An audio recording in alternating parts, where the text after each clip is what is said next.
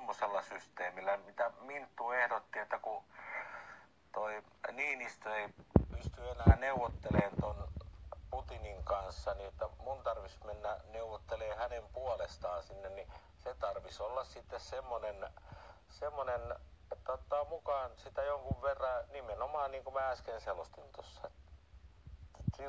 Sillä me tultais kyllä juttuun erittäin hyvin, että ja sitten eikö ollut hyvää? Kerro sille. Joo, ja kerro samalla, että vedetään tupakat. Vedetään tupakat, eiks niin? Ja kerroit sä jo? No niin. Vedetäänkö tupakat? Kerro se sille. Niin.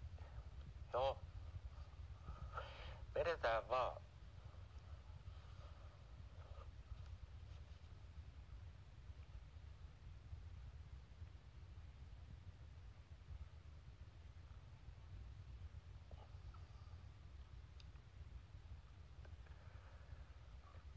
Ei kun mä puhun tässä tulkille, kato kun mä juttelen justiinsa tässä Vladimir Putinin kanssa, niin mun tarvii aina välillä tolle tulkille, että mitä sen tarvii kertoa tolle Vladimir Putinille, kun mä en osaa itse Venäjän kieltä tai Neuvostoliiton kieltä, niin mä en osaa sitä, niin sen tarvii aina ton tulkin tarvii kertoa, kato sille, että